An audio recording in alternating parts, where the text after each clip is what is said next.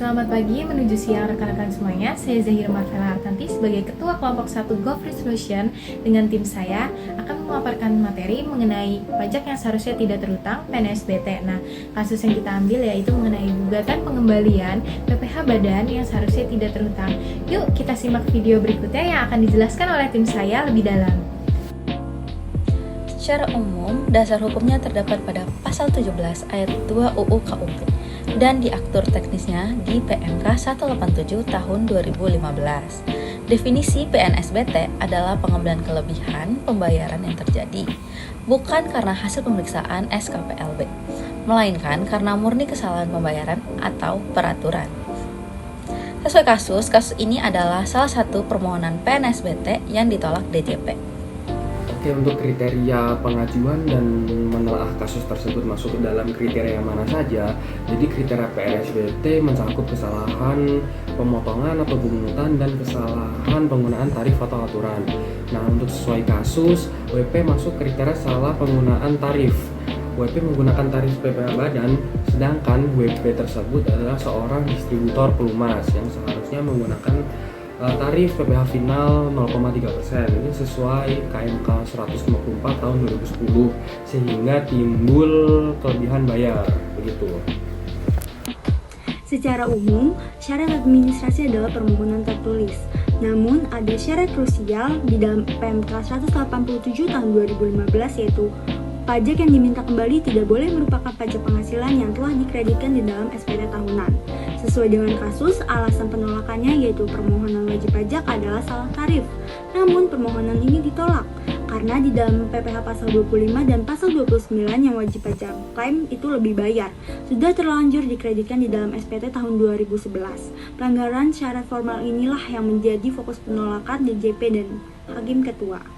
Selanjutnya, ada jangka waktu dan prosedur. Secara umum, DJP wajib melakukan pemeriksaan lalu dapat memberi keputusan atas permohonan pajak yang seharusnya tidak terhutang dalam jangka waktu maksimal 6 bulan.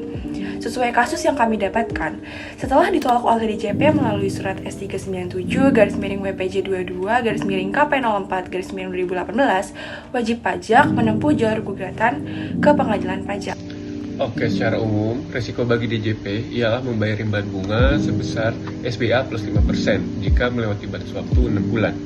Oke, untuk studi kasus sendiri, karena gugatan WP ini akhirnya ditolak oleh pengadilan pajak, maka WP tidak akan mendapatkan pengambilan pajak maupun imbalan bunga. Sesuai kasus, putusan pengadilan pajak adalah menolak gugatan penggugat. Upaya hukum terakhir yang dapat ditempuh wajib pajak adalah mengajukan peninjauan kembali ke Mahkamah Agung. Nah, di sini saya akan menjelaskan bagaimana cara pengisian formulir permohonan pengembalian kelebihan pembayaran pajak yang seharusnya tidak terhutang. Mulailah dengan menuliskan nomor dan tanggal surat permohonan di baris atas, lalu cantumkan jumlah lampiran yang disertakan, kemudian alamatkan surat kepada KPP yang berwenang. Nah, lalu lengkapi kolom nama, NPWP, nomor telepon, dan email wajib pajak, centang wajib pajak jika Anda menandatangani sendiri. Pilih opsi kuasa jika diwakilkan. Nah, pada tabel berikutnya, isi kode akun pajak dan kode jenis setoran sesuai pajak yang ingin dikembalikan. Lalu masukkan mata uang, total pembayaran saldo pajak yang sebenarnya, terhutang, dan nilai pengembalian selisih keduanya. Di bagian bawah, tuliskan nama bank, nomor rekening, dan nama pemilik rekening untuk menerima pengembalian. Nah, diakhiri dengan mencantumkan daftar lampiran seperti perhitungan pajak, SPT tahunan, bukti pembayaran SSP, dan dokumen pendukung lainnya. Nah, ini adalah pengisian pada lampiran pertama. Berikutnya adalah cara mengisi surat kuasa permohonan pengembalian kelebihan pembayaran pajak. Pertama, isi bagian identitas pemberi kuasa. Tuliskan nama perusahaan, NPWP, dan alamat lengkap sesuai data wajib pajak. Pastikan penulisan NPWP sesuai dengan format 15 digit. Selanjutnya, masukkan nomor bukti pemotongan atau nomor bukti pemungutan pajak yang ingin diajukan pengembaliannya.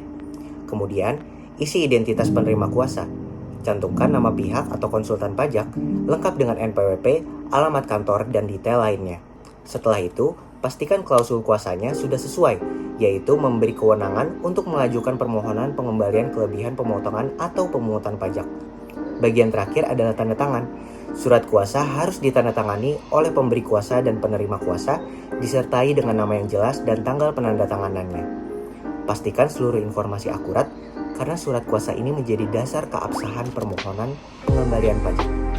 Demikian penjelasan materi dan simulasi pengisian formulir, semoga membantu memahami alur permohonan pengembalian pajak yang seharusnya tidak terhutang. Nah, video ini dibuat untuk memenuhi tugas kuis pada perkuliahan Mas Reza Farhan, yaitu dengan mata kuliah praktikum studi kasus perpajakan. Saya dan tim saya dari GoFree Solution mengucapkan terima kasih banyak karena sudah menyimak video yang dipaparkan.